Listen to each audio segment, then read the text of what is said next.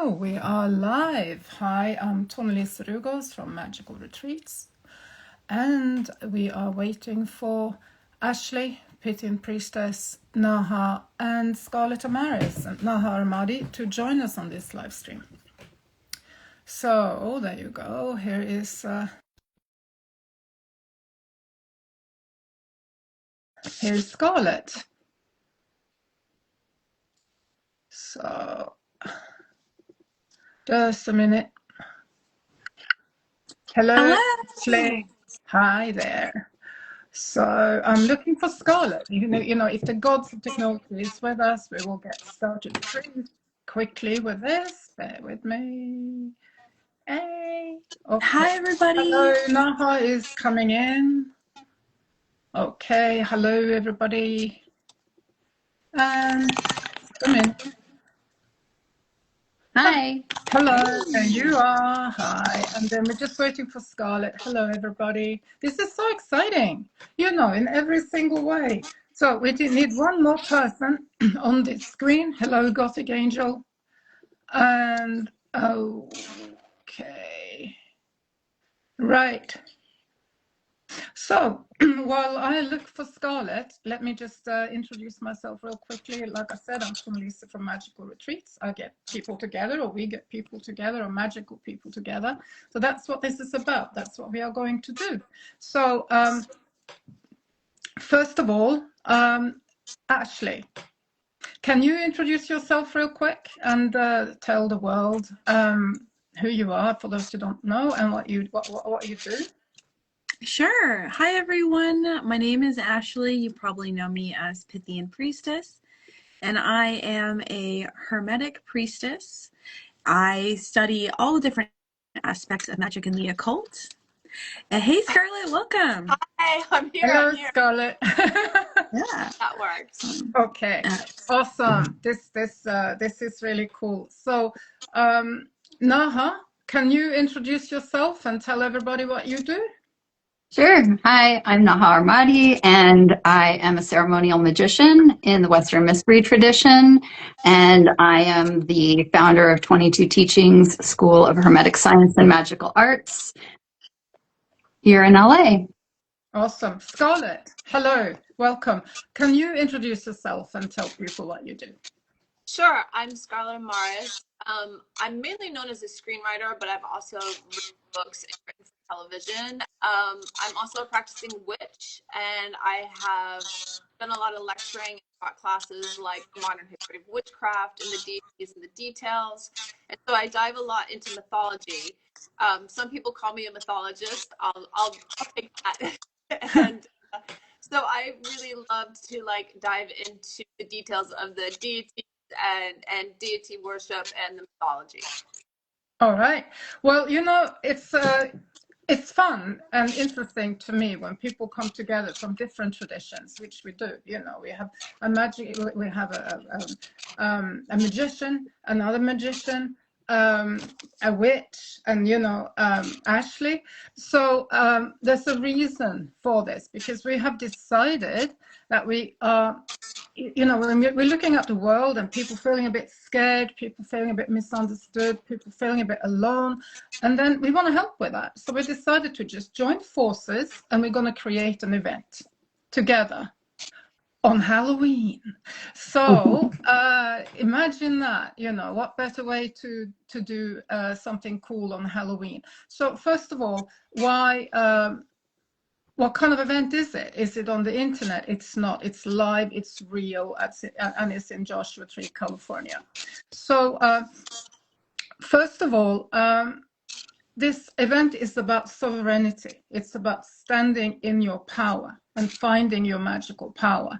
And this is something that can unite people. This is something that can also make us stand closer to ourselves and in tune with ourselves, and there's a lot of definitions of that. So Ashley, what does sovereignty mean to you? Magical sovereignty.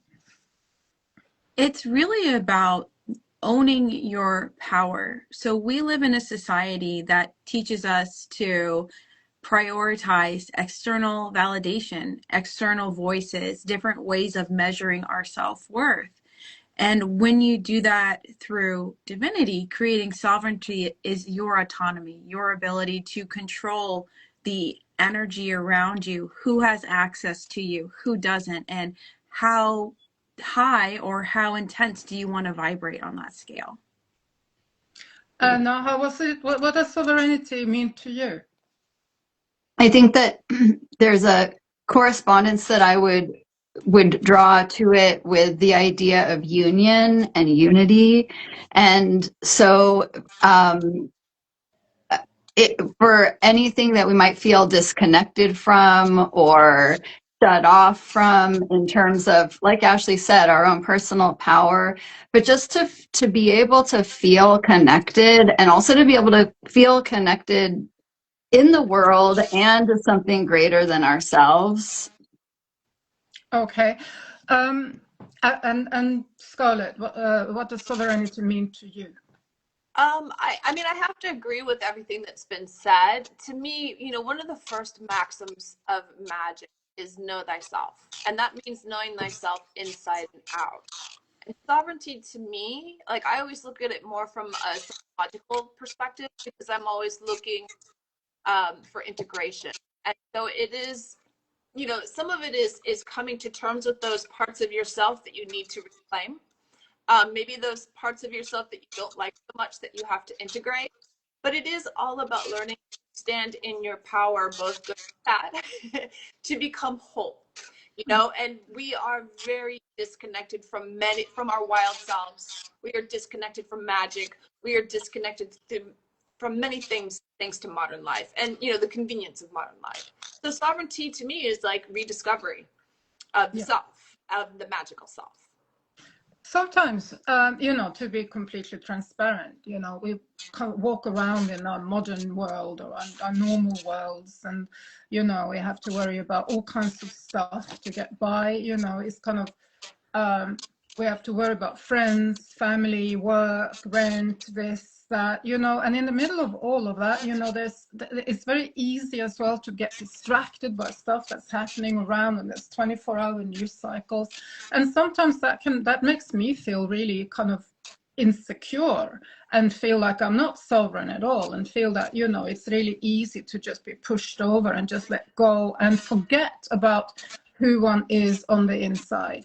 So do you guys think that one can re-find or rediscover these parts of ourselves to feel stronger and to feel that, you know, it's easier not to just be pushed over through stuff like getting together, doing magical ritual, and you know, through ceremony as well, and learning new stuff about what magic means. And you know, also you're practicing witch, so you know it's a different tradition, but you know, it leads to the same place maybe. So do you guys think learning about this, and also particularly getting together and doing ritual together, is something that can, you know, strengthen us so that we can withstand a bit more when we feel insecure and little in ourselves? What do you think about that, Naha? Well, there's two things that I want to say about that, because there's the connection to others, but there's also the connection to the space, the land, and where this retreat is happening in Joshua Tree happens to be one of my very, very favorite places, like at all. And I've traveled a lot of places, and I feel very fortunate to live close enough to Joshua Tree that I can make it out there a couple times a year.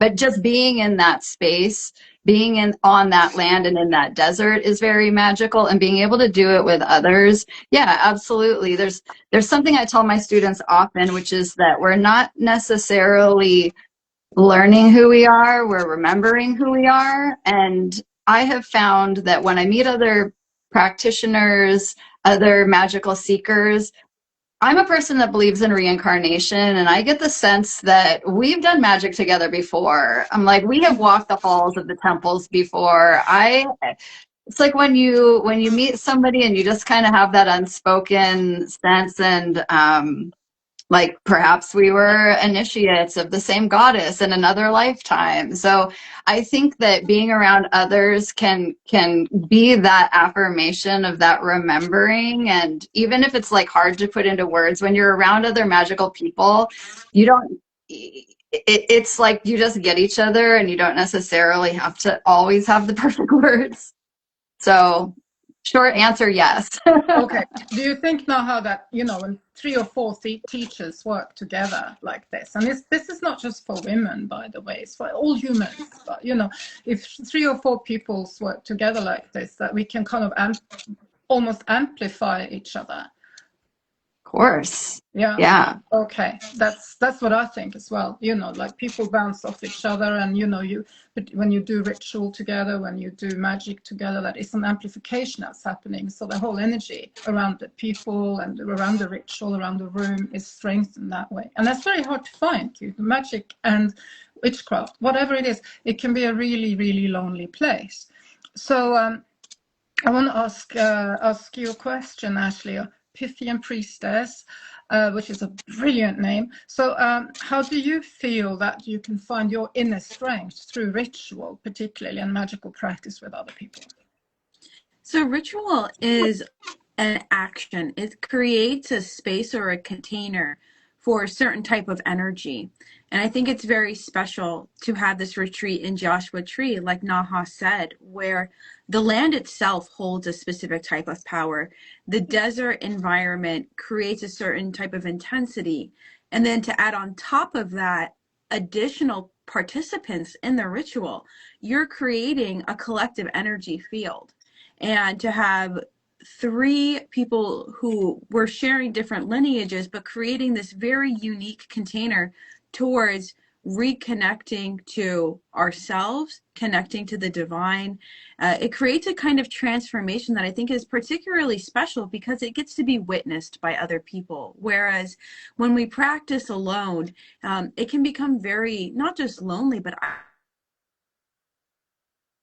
creating the environment of community allows us to express different parts of ourselves and explore magic differently within that field. I'm going to actually go out on a limb here and claim that, you know, doing ritual together in, you know, circles or whatever one shall call it, is one of the first things that humans did the moment we go up on 2 feet and we go, you know, and so this is a part of our legacy as human beings, right? It's a birthright for human beings. So, you know, we're getting up over feet and we're getting our completely base stuff, like food, shelter, all of that, met. And then instantly we start to do stuff like making art, you know, cave paintings, petroglyphs. And then we get together and we give meaning to what we have created, and we get together in a circle and we do ritual around that, you know. It's not just a drawing on a cave wall, and I'm saying that because Joshua Tree has a lot of that. It's an ancient place and you can feel it in the ground. Then we go and we give meaning to these things, and then we go and we meet in these places and we do ritual together. And we've always done that as human beings, but now, you know, maybe we have become a little bit disconnected because everything is happening to screens. Do you feel, Scarlet, that there is a need maybe in us, as you know, the depth of the human being, to get together in you know, boots on ground, under the same roof, and almost go back in time in terms of doing these things live? And I don't mean live on Instagram. Yeah, but you also mean like live and connected. Yeah, I think that we live in an increasingly disenfranchised world. And I think this need for connection is more important than ever. We've been talking a lot the last year in the magical community about how we create community. And I think this is something that we're doing here. We may be 3 different lineages, but we've all got tools we can share with each other. We've all got things that we can learn from each other. We can create these experiences together. And that's community. And that's what we need more than anything. Like, we need to hold each other up. We need to like teach each other new tools and new ideas and radically implement them together. But yeah, I think that it's you know, like, we don't get to sit around the fire in a circle anymore. You know, we don't have, we can make that happen. we don't have an oral, like, you know, like a passed down oral tradition. All of our traditions are lost. And so having the opportunity, however we create that, I think is incredibly meaningful and incredibly important. Yeah. You know, I wouldn't say it's lost our traditions, but often I find that our traditions are kind of hidden in small groups, and you know, in like magical orders, and you know, masons, and you know, all of that stuff. And what I want to do with this is to kind of bring it out to people, to everybody, because it's a birthright. It's not, you know, it doesn't necessarily have to be hidden behind a wall and, you know, gate kept, if you know what I mean. So this is another reason I think it's important that the four of us get together from different lineages, so we can just, you know, forget about all that gatekeeping and just do it, right? And teach people things, and, you know, and also be taught by people about stuff that has been, you know, as known as mystical secrets, right? And these are things that amplifies us as human beings. And I have a question for you, Naha, because you were talking about how four teachers can amplify each other, right? Do you also feel that when people do this together, I mean, the people who are actually coming to take part in this, you know, hopefully, that there is also an amplification that's happening between the people that are there, or everybody who are there, and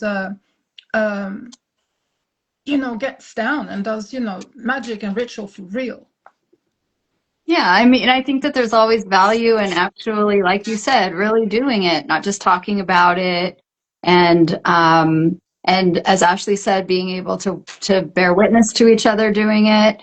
And I feel like it's really important for people to see, because not only can being a magical practitioner be isolating, but also being in your own group can be kind of cut off from other groups. And that's something that I'm really interested in the greater magical community, if you will, is building bridges between different groups. And I like to say often, you know, if any teacher in any group is saying our way is the be all end all way, that to me is like a big red flag. And there's no example better to give to people than to have all of us coming together going, yeah, we all have a very deep and potent practice, but none of us are saying like our way is the one way. And I think that that's something that people will be able to take away from this retreat, is that there's different facets into magic, and especially in this day and age, you can be multiple, you can walk multiple paths. A lot of my background stems from Golden Dawn tradition, but Golden Dawn magicians originally, they were also Rosicrucians. They were also Gnostics. There were some that were spiritualists. There were some that were Theosophists. So these things really can blend together. And when you open that up even further into the arts and writers and musicians and everybody in all of the artistic fields as well, I think that you can really we're going to have a really, really incredible collaboration of the people that come to this retreat, not just the four of us that are presenting. So yeah. You know, the way I like to think about it is that, you know, the purpose that we do with this retreat, so many things, but to me, one of the main purposes of doing this is to literally kick down the doors, and, you know, so people can come and take part in this without having to wonder, how do I join the order? How do I do this? How do I do that? Is this right? Is that right? It's just coming there and doing it. And if anyone's nervous, you know, oh, I can't go. I can't go to this because I haven't read enough. I don't know enough. I don't know all the right words. I don't know all the right movements. I don't, you know, do I need stuff? Do I need, you know, props? No. It doesn't matter. It doesn't matter if people haven't, you know, read all the right books. It doesn't matter if people have a personal practice that they do every day. It doesn't matter if they don't necessarily, any of us probably won't wear robes. You know, it's just and if we do, we do. But, you know, all of this is just people bringing themselves into a circle to discover themselves as magicians in a safe space with others who are doing the same thing. And so nobody has to have particular experience in this, but, you know, it's it's a birthright. Dig it out. It's in our soul. So what do you think, Ashley? I actually think that it's more fun to do it like this and do it together, right? What do you think about the fun aspect of this? Because we're going to have some fun in life, right? I work on the weekdays, so my weekends are dedicated to ritual. I love ritual. I think that it's a very special moment, not just between you and the divine, but the interconnectedness that you create with other people who otherwise may be strangers, or maybe there's not a connection through like shared background or shared interests. Doing magic with someone creates its own kind of connection, and it's very rare to find ones that are safe and special. There's been, you know, so many shadow sides of spirituality, we'll call it, where people create dependency or hoard knowledge, where in a space like what we have created here for this Joshua Tree retreat, it allows you to step into magical autonomy with other people at an equal level. And this experience will help you create the confidence to do it on your own as well. Yeah. So you have been to Joshua Tree before, Ashley. Yes. And, you know, you all have, but, you know, actually, you have been there really recently with another retreat we did out there. And I think, you know, for that reason, I'll ask you, did you find anything specific in that place and in that land that helped amplify the whole experience for you when you were there as a guest and not a speaker? Yeah, so the Joshua Retreat Center offers some really beautiful architecture that Tonelise knows way more than I do, but it's a beautiful space. And they also have these very unique structures. They're art installations that you can actually interact with. So there's a massive like step pyramid. There's a I can't remember. I think it's an 8-rayed star. Yeah. But there was a group of us who went out and actually did magic within the star. And getting to be a part of a place where there's a lot of play.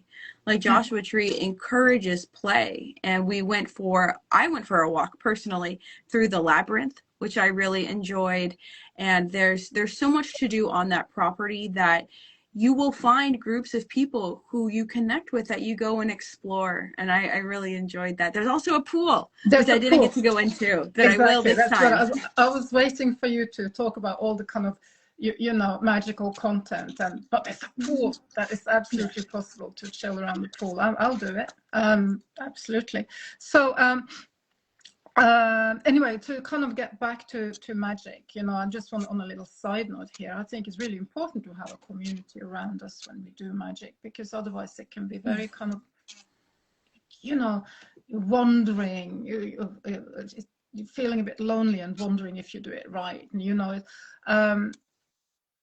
and it's kind of hard to keep up with it as well. I mean, I'm a lazy person with no discipline, so you know, for me it's easier to do it when when I have a community. But also having a community doesn't necessarily mean that you have to do all your magical practice within the community. One can pull out and do private stuff and then come back to the community.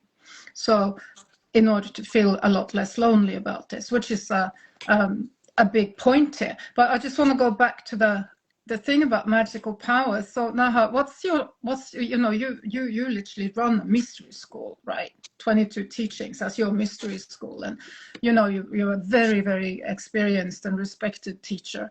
So what's your take on magical power, and you know, how are you going to try to convey that or you know, convey that? By that I mean, how are you going to show that and include the group during our retreat? Well, I am definitely planning on introducing those students who are newer to the idea or the glyph to the Kabbalistic Tree of Life. So that is the model that we work with in my practice. And you can imagine that all of these circles and lines to be like gates and temples and paths and things, like you can treat it like a map. And what we're going to be looking for is how to actually open up some of those gates to be able to access the parts of ourselves. If it's the things we're cut off from, if it's the things we need to work on. Like Scarlet was saying, sometimes we have to get into some things that need to be addressed or some shadow stuff. To be able to have access to the gates is something that Magick can provide for us. And so I'll be teaching some of the gate activations, and that's going to happen through ritual and through vibration and through movement. And so that's part of what I have planned. And I also plan on doing hopefully some planetary and some zodiacal invocations as well. So there's a lot of, I have endless ideas, and I'm really looking forward to just to just really, it's cool to be able to have met everybody here and have time for us to really be able to present something that will be unique but will also be cohesive. So yeah.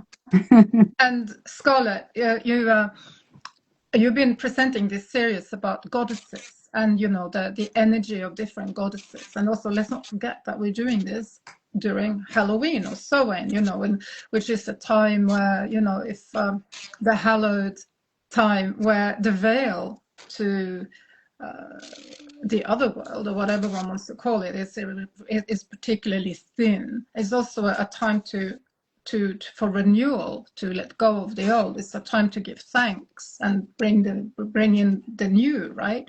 So but that also in relation to the goddesses that you are going to present us with, and so we can walk with them, understand a little bit about what they represent, and also take on some of their energy, right? So how are you going to, can you tell me a little bit more about your plans for that? Yeah, well, I'm going to do a small part of a series I just did called The Queens of Shadow and Sovereignty. And so I'm going to be working with Akate, I'm going to be working with Lilith, and working with Diana. And we're going to dive into some of their mythologies and some of the history surrounding them. But I'm really more interested in the ideas of sovereignty that they possess, the sovereignty of death, the sovereignty of the outsider, and kind of diving into these ideas and how we can utilize them for ourselves. Like I found in doing this work this way that it's not like you're just reading about a deity. Like you can actively use these things in the here and now, and that's the connection that I think is really important. I'm also going to be doing guided visualizations to incorporate these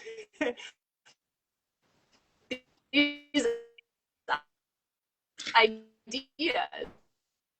Okay, we lost you for a tiny moment there, but I think I understood what you were saying. So you were saying that you also will work with guided visualizations. The sovereignty of the wildlife, of multitude in the work as well. Great. And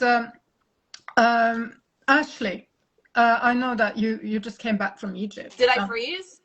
Yeah, just a short moment, but know, it's in the hands of the tech gods. What can we do? It's just life, isn't it? So, but I understood what you were saying. That's the most important thing. I hope everybody else heard her quite well.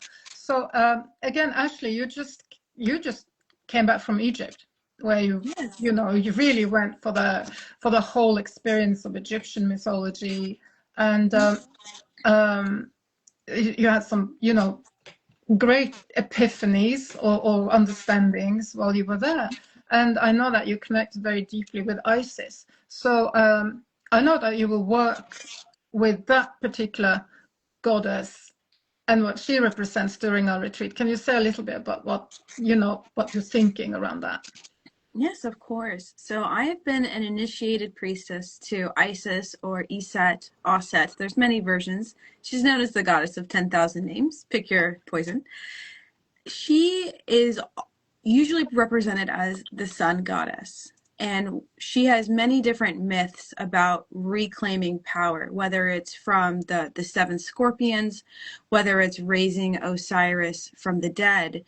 And she has been a pillar in my life to help shine and show the way forward. And there have been many times in my life, especially working within Hollywood, where there's this idea of like needing to be chosen. Like my script got chosen. I was chosen as the lead. When instead, like through the magic that I've done with the goddess Isis, it's about choosing myself and that sovereignty and becoming who I am authentically. So part of the practice that I have been working on is from a book by a priestess named Isadora Forrest. It's called Isis Magic, and it's actually having its reprint in July. So it's very exciting. It's its 10-year edition. So I will be teaching a very similar style to the LRBP, for those who aren't familiar. That's the lesser banishing ritual of the pentagram, but through an Isiac lens and getting to understand the mother goddess and how she can protect us so we may stay in our energetic sovereignty. Okay. That sounds awesome. I can't wait. But I just want to say something about, sovereignty, because, we call this thing the sovereign crown, right? So it's about crowning oneself. It's not about being under the thumb of, authorities that for reasons have been chosen to have that role, politically and societally. It's not about that at all. It's about turning that all on its head, because I think that being in charge of one's own magical practice and stand tall in oneself and practicing these ancient traditions and mixing them with new traditions and being strong in that way is the ultimate, act of defiance, right? So it's about crowning oneself and being the monarch in one's own life, so that we don't have to worry about where we fit in and where we belong in cosmos. Mm-hmm. Because if you think about it, all of us, from our point of view, is the center of the universe. That's absolutely correct. So let's just learn how to celebrate that in a kind of like what's the word I'm looking for, in some kind of non-hierarchical way, because obviously if I'm the center of my universe, you're the center of yours, etc., right? And it's about really feeling that and understanding that. So, and I want to talk a little bit about the takeaway, because it's really cool to come to the desert. It's beautiful, it's lovely, and for people who haven't been there before, it's kind of like jaw-dropping, and Joshua Tree Retreat Center is awesome. So but it's a little bit more than that. It's about the takeaway. It's like when you go back home, what do you take with you? Naha, I want to ask you that. For what do you envision? What do you think? Or what's your goal for that when you are teaching for people to take home with them to stay stronger in themselves? I think it's a combination of having inspiration and feeling motivated and being able to have some new tools in one's spiritual toolbox, as we say. And I think that it's just something. It's one thing to go and take a workshop, and it's another thing to do something that's so immersive, where you're spending the entire weekend with people, and those are the experiences that really are life-changing.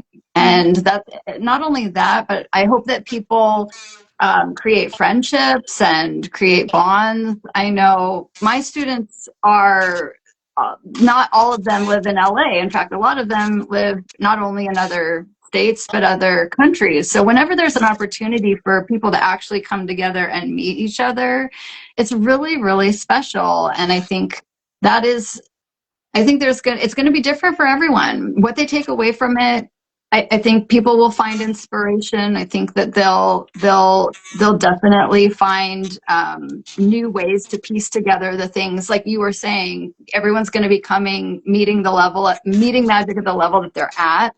Some people are going to already be advanced. Some people are going to be brand new, and so I think there's going to be something for everyone. But I definitely think nobody will leave unchanged after No, we're all done. no, I'm the one who put kind of retreats together, and I've done it in the desert before. So then often people feed back to me and they tell me, well, you know, they give me testimonials and they tell me what they feel about it. And I'm not going to lie, I'm asking people straight up to do that because, you know, it's important to communicate about what experiences like this can offer people.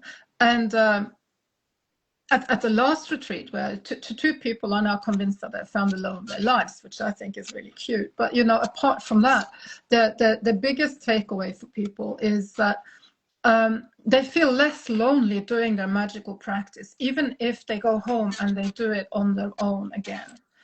Because they've had this opportunity to meet people who is kind of like on the same page, really. And that's kind of rare in magic. It's really, really rare. So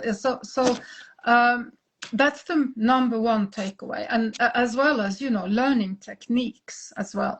And I would say that, you know, doing ritual together in groups and having 3 days, right? So it's the 29th, the 30th, and then of course Halloween, the 31st of October. It really raises the energy around everything one does, and that remains there for quite some time as well. So, you know, it helps people be inspired or motivated to do stuff that matters to them. And I see you nodding, Ashley. So, but you know what, Scarlet, what's your thoughts about that? Because, you know, you often lecture live to people at the Crooked Path in Los Angeles and elsewhere. So, you know, you get that direct communication with people who want to learn. What is it important to you that people take away from what you do? I hope give them maybe an introduction to the divine and maybe to forge a connection, but also to have the opportunity to learn many different tools that are going to help them in different ways. I want to say this too, that, you know, like I've done a lot and I've done a lot of lecturing all over the world, but when I met up with Ashley and Naha, like, they're the most lovely, welcoming people. Like, I am so into gatekeeping. I hate the armchair sorcerers. And I know that this is just not going to exist at this.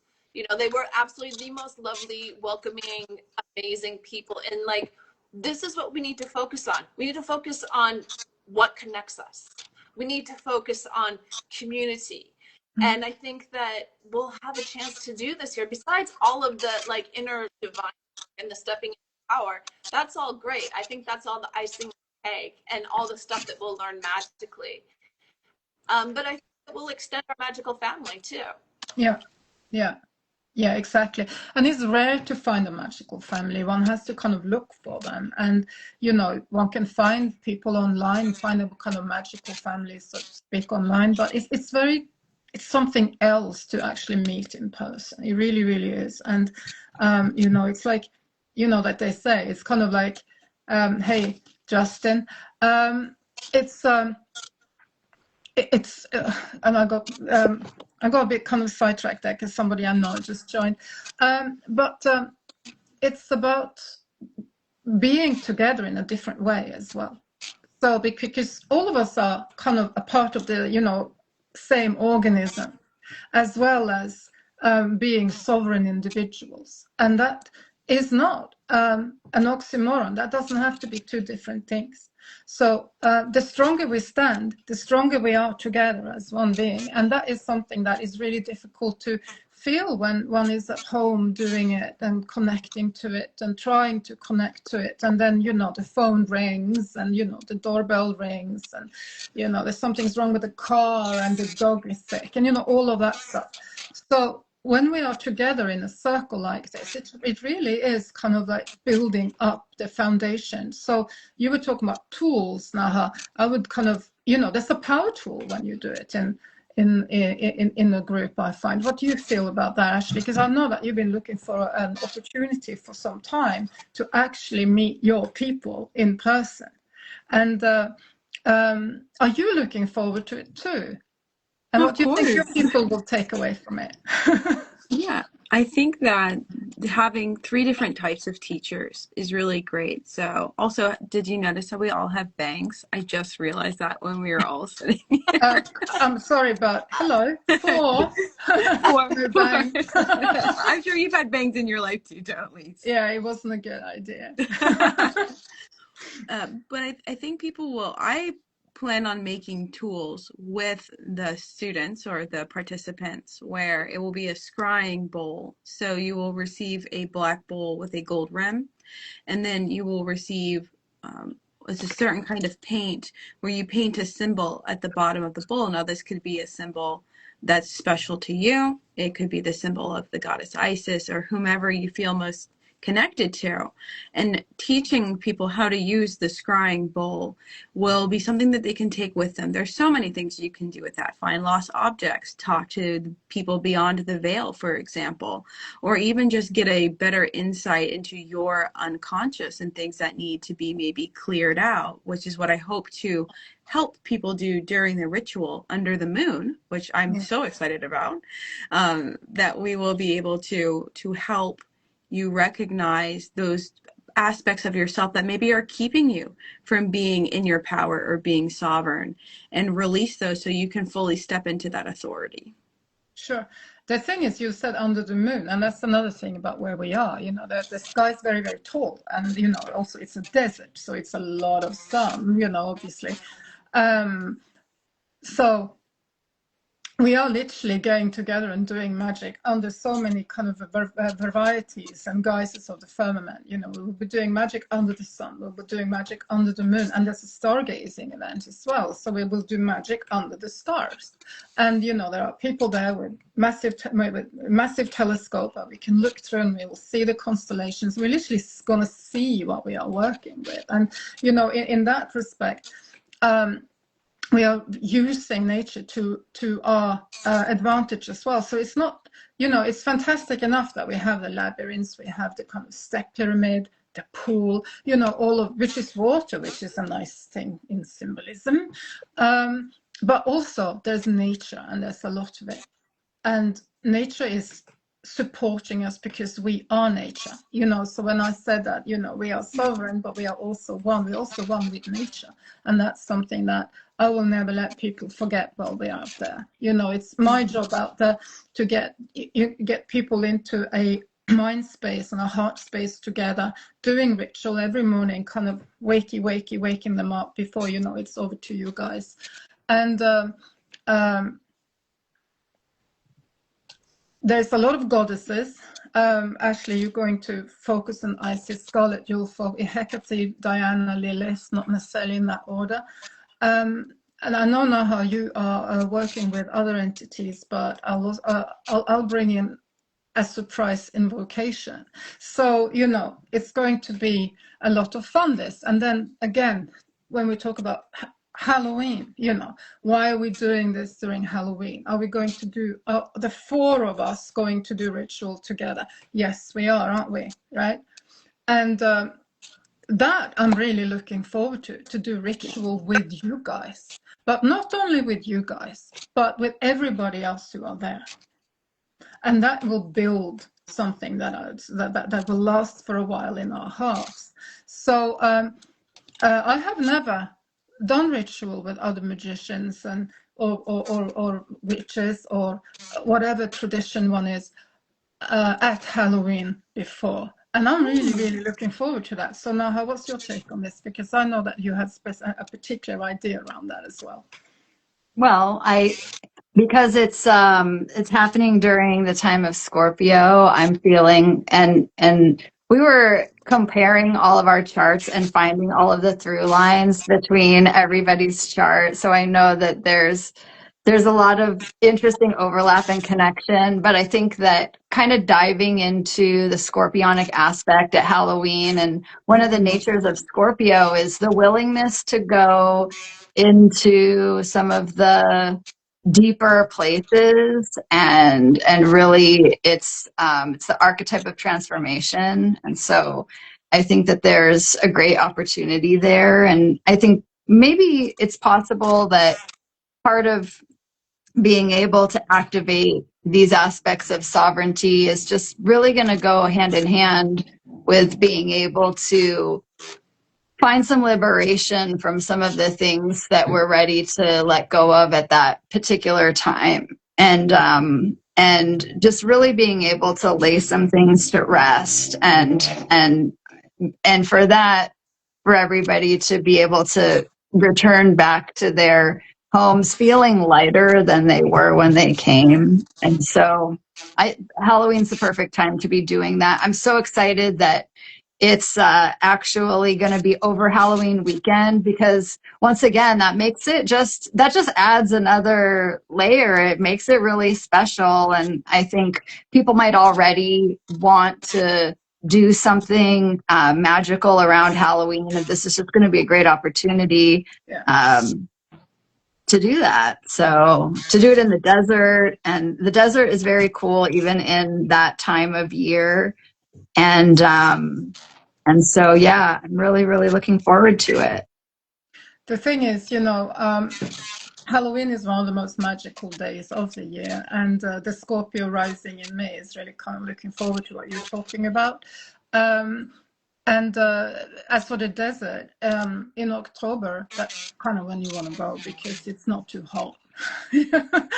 There's an issue with the summer. We kind of avoid that, but in October is pretty perfect. So I'm looking forward to it. We're not going to be too cold. We're not going to be too hot, and we can still use the pool. So great. So before we wrap this up, I just want to also just give people an opportunity. While I'm going to say something about the practical terms here, and then it's back to the three of you again. If anyone has any questions, just type them in, and we will answer that. So this is your chance. If you're looking at this and you go, I'm wondering about this, wondering about that, just type the question in the comments field, and in the chat. Thank you. And then we'll do our best to answer everything we can. But first of all, if anyone's wondering, where can I find more about this? Obviously, there's a website. The website is, you are now at the Magical Retreats profile at Magical Retreats, and the website is uploaded in the bio. So just look at the link in the bio. It's the top link when you look in the bio, and then, click on it, have a little look around. And, obviously everything is more detailed there in terms of what we are doing and who people are, etc. And that can give you something to think about. If people want to join this, there's also a good idea to either look at the website or go again in the links in the bio, and they can whoever it is can just contact me directly by clicking on it, and then I will get the email and I will answer all the questions. And if you want to book, that's how you do it. You go on the website and you click, you read through it, and you click the book button, and everything is explained there about, when is it, when you need to be there, how much is it, all of that stuff, what's included, what's not included. So have a look at the website for that. And or send a message, or you can also, if that's complicated, look at this at my profile, and on the post where it says live stream, just type a question into the comment field, because even if after the live stream is over, I'm going to keep an eye on it. Okay, so anyway, Ashley, you look really excited about this. Do you have anything that you want to kind of add to this about what people will take away, what you feel like you will take away, and why, where, why, what? Yeah, of course. I think that first of all, we've talked about being on the land of Joshua Tree and being able to experience this space. Being able to connect with all three of us is really special. I think that you don't see retreats that have 3 teachers. And of course, like connecting with Tonelise as our wonderful host and project manager, like getting to meet other magicians in your area, whoever comes. And I remember last time we had people from all over America. Like you would meet people all over. And so bringing back relationships, the experience, and also the knowledge that you will gain, and that knowledge is timeless, truly, and will be able to help you both on a soul level, but also, I hope, your practical daily life. Sure. Scarlet, if you were to kind of sum it up, how would you do that? I'm really excited about it. I actually kind of went somewhere else, sorry, because that's what my brain does. But I love the idea of the 4 of us doing ritual together and like combining our traditions for this Halloween, the Samhain kind of moment in time. Because for my tradition, it's window of everything, because the dark time is coming, and you welcome that because that's the deep rest. And so I love this idea of that's also ties into the Scorpionic. Like, I love coming up with the commonalities between everything. Nothing makes me more excited. So I'm absolutely looking forward to this. And I'm looking forward to meeting new people and introducing them, to what I do. And I'm looking forward to learning from Naha and, from you, Tonelise, from Ashley. Absolutely. Sure. And for broadening community. So a couple of people actually sent me an email. So I'm just going to answer that right now, because it's stuff that it kind of involves everybody. And the question here is about is there an early bird price? Oh, yes, there is, absolutely. I mean, if people want to kind of join us, go on the website. There's an early bird price with a great discount. There's also a friends and family price. Just send an email, explain about yourself and why you are friends or family. And most people are friends and family. And there's also a sliding scale. Obviously, if people are struggling, we totally understand. A lot of people are right now, and that's one of the other reasons we're doing this, to kind of be able to fortify ourselves in a time where people are struggling.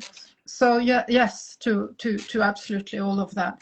And somebody's also asking about, where are we staying as for our accommodation? I will help you. Just email me and I'll help you with loads of suggestions to find accommodations that fits every budget. So, that was a little bit of the boring bits, but, I thought I'd just answer it right now. So, Naha, if you had some words about, your contribution, why you are doing this, because you run a mystery school. So why are you doing this with us, and for your own takeaway and other people's takeaway from it? What are you most looking forward to? Well, as you said, I am oftentimes like really wearing a lot of different hats, running the school as well as being the teacher and everything else. And one of the things, honestly, I'm looking forward to the most is being able to just go in as the teacher and presenter and participant, and also learn from all of you guys. And there's something that I think is more rare as a teacher, which is really to be able to have that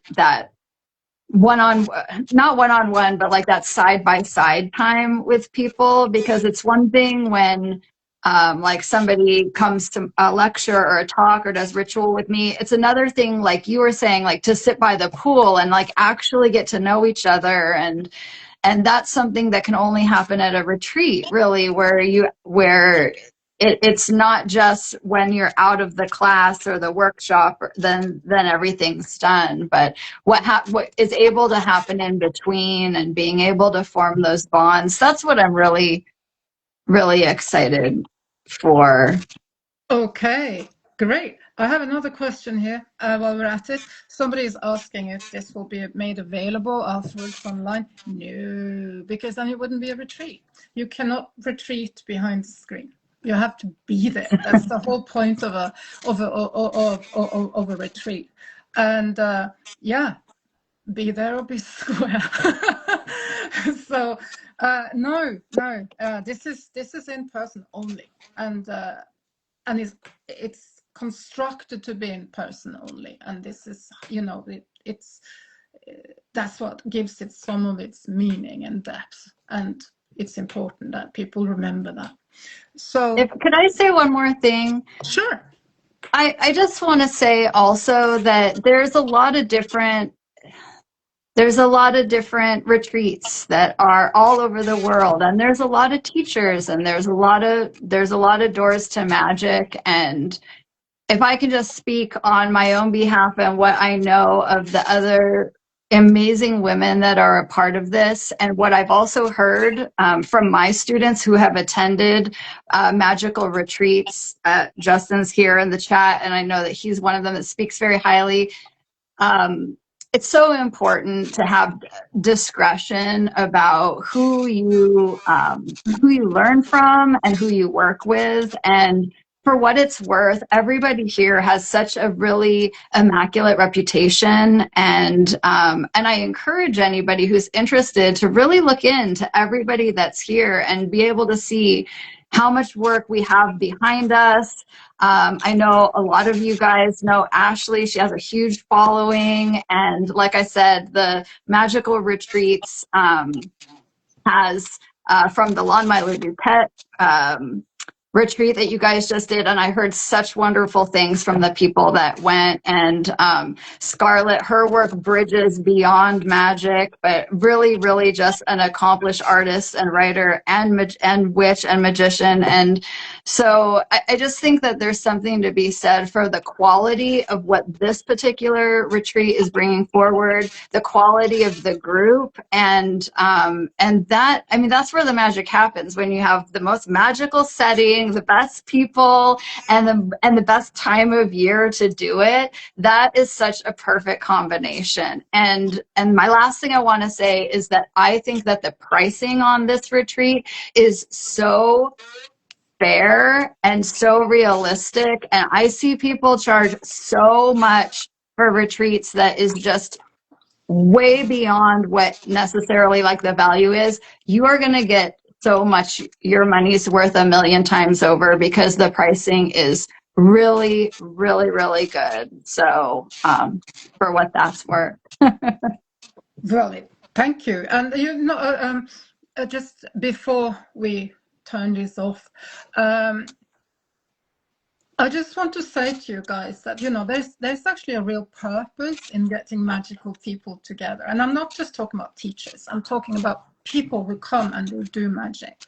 And there's a purpose to this. And there's a purpose to seeing what it does with people's lives, and seeing how people come as they are, because we all come as we are, right? We don't have to pretend here. It's completely safe and private, which is another reason we're not putting it online, because you may not want, you know, mom, dad, and you know, Tom, Dick, Harry, and their grandmother to see you doing magical ritual on the internet, right? So this is a very safe container in that respect, and it's a purpose in putting magical people together and see people come as they are, and then see them change when they leave, and know that their life just become more fun, more joyous, and a little bit bigger. And there's a lot to say for that. So finally, linking bio, all that stuff. And let me just say, the website is magical-retreats.com/the Sovereign Crown. The Sovereign Crown, one word. Magical retreats, magical-retreats.com. And you can, you know, if you go on if you don't remember the Sovereign Crown, just go on magical-retreats.com, because there's a link to this very retreat there as well, so you can have a look.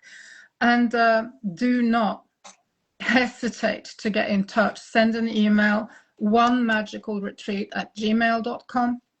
Let me say that again, one magical retreat, because that's what it is. onemagicalretreat@gmail.com. Ask any question you have. And or put it in the comment field in the post where it says live stream, and we will answer. And with that, I'm really, really, really looking forward to this. Thank you so much, guys. And I think we managed to keep this for under an hour. I don't want to go over that. It's a lot of time. Thank you for your patience, everybody who joined us and who are, you know, been sitting here and listening to me ramble on and listening to you guys. Thank you so much. And we really hope to see you at Halloween, 29th, 30th, 31st of October at Joshua Tree Retreat Center. And contact us, not them. Okay. Have a wonderful day. Thank you. Thank you. Have a wonderful day, everybody. And I really hope to see you guys in October. Bye.